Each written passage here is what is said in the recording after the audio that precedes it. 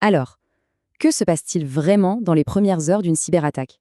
On est souvent loin, très loin des clichés hollywoodiens. En réalité, c'est une course contre la montre, une sorte de ballet millimétré où chaque seconde, chaque décision compte.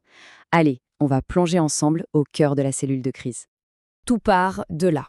Une simple alarme, un voyant qui clignote en rouge sur un écran. À cet instant précis, un chronomètre invisible se déclenche. Mais attention, avant de foncer tête baissée et de contre-attaquer, il y a une toute première question absolument cruciale à se poser. La toute première étape, en fait, elle n'est pas du tout technique, elle est stratégique. Il faut qualifier la situation. Est-ce qu'on fait face à un simple incident ou est-ce qu'on est en train de basculer dans une véritable crise? Et croyez-moi, de la réponse à cette question va dépendre absolument tout le reste. La différence, elle peut sembler être du jargon, mais en réalité, elle est colossale. Un incident, disons que c'est un problème pour les techniciens. L'objectif, c'est de réparer un système. Une crise, là, on change de dimension. Ça menace l'entreprise tout entière, sa réputation, sa survie. L'objectif n'est plus de réparer une machine, c'est de sauver la boîte. Ok, donc le diagnostic est posé, on sait plus ou moins à quoi on a affaire, l'alerte est donnée. Mais qui sont les premiers sur le terrain? Ce n'est pas une seule personne, bien sûr, mais tout un ensemble de spécialistes où chaque rôle est absolument vital. Pour que ce soit bien clair, imaginez une vraie salle de commandement. Le SOC, ce sont les sentinelles, les guetteurs. C'est eux qui voient l'attaque arriver et qui sonnent l'alarme. Le CSIRT, c'est le quartier général, le cerveau qui va coordonner toute la riposte technique. L'équipe IT, ce sont les troupes au sol, ceux qui ont les mains dans le cambouis. Et tout en haut, la direction. C'est à elle de prendre les décisions difficiles, du genre en coupe tout. Et là, le moindre maillon faible peut faire s'écrouler toute l'opération. Le responsable d'incident est le chef d'orchestre de la réponse. J'adore cette image, parce qu'elle est parfaite. Sans un leader unique, clairement identifié, la réponse à l'attaque devient une cacophonie totale. Des ordres contradictoires, des équipes qui se gênent. C'est le meilleur moyen de transformer un petit incident en véritable catastrophe. Face à un attaquant, on n'improvise rien. Jamais. La réponse suit un plan de jeu, un protocole hyper précis, découpé en 6 grandes phases qui vont guider chaque action, depuis la première alerte jusqu'au retour complet à la normale. Le cycle est d'une logique implacable. D'abord, on se prépare, c'est l'entraînement avant le match. Puis, on identifie l'ennemi. Ensuite vient le cœur du combat, l'endiguement, pour limiter la casse. Puis, l'éradication, pour éliminer la menace à la racine. Après ça, on passe à la reprise, on reconstruit. Et enfin, la phase peut-être la plus cruciale, le débriefing, pour tirer les leçons et ne pas se faire avoir une deuxième fois. Ok, zoomons un peu sur le moment le plus chaud au cœur de la bataille. La riposte, c'est un peu comme un chaos en 2 temps.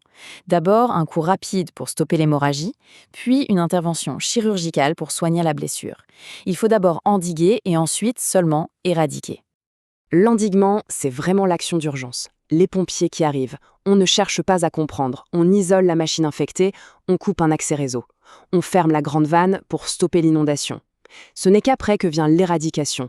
Là, c'est le plombier qui arrive, plus calmement, qui va chercher la cause de la fuite et qui va la réparer pour de bon.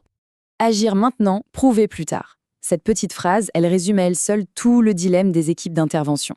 D'un côté, il y a l'urgence absolue de tout couper pour stopper l'attaque, et de l'autre, il y a la nécessité de préserver les preuves numériques qui sont hyper volatiles.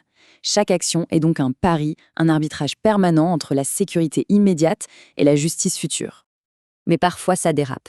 L'incident est tellement grave, tellement étendu, qu'il dépasse le cadre purement technique. Le problème n'est plus contenu, et c'est à ce moment très précis qu'on bascule dans un état de crise à l'échelle de toute l'organisation.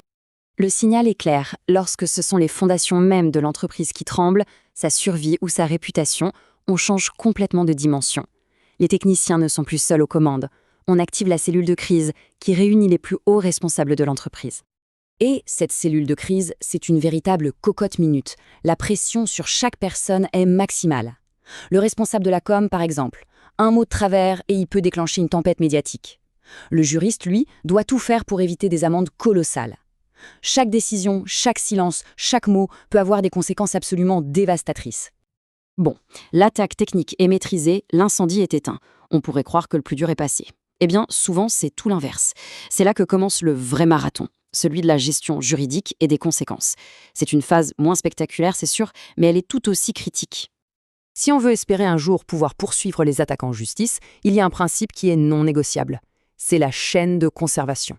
Il faut voir ça comme un scellé sur une pièce à conviction. On doit pouvoir tracer à la seconde près qui a touché quoi. Si cette chaîne est rompue, si on ne peut pas prouver qu'une preuve n'a pas été altérée, elle perd toute sa valeur légale. Terminé. Et pour que toute cette traçabilité ait un sens à l'échelle mondiale, il faut que tout le monde parle la même langue, pour le temps. C'est pour ça qu'on utilise l'heure UTC, le temps universel coordonné. Sans ça, ce serait un chaos total.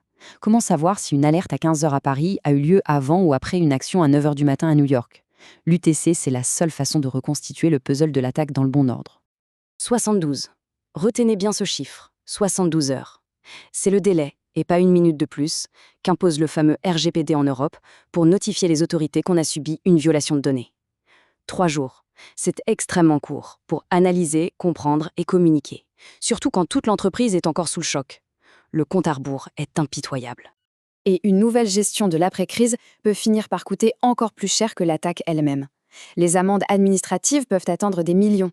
La responsabilité des dirigeants peut être engagée. Mais souvent, le dommage le plus grave est invisible. C'est l'atteinte à la réputation, la perte de confiance. Et ça peut prendre des années à reconstruire, si tant est qu'on y arrive un jour. Finalement, on peut réparer une faille technique. On peut restaurer un système. Le côté technique, ça finit toujours par se résoudre.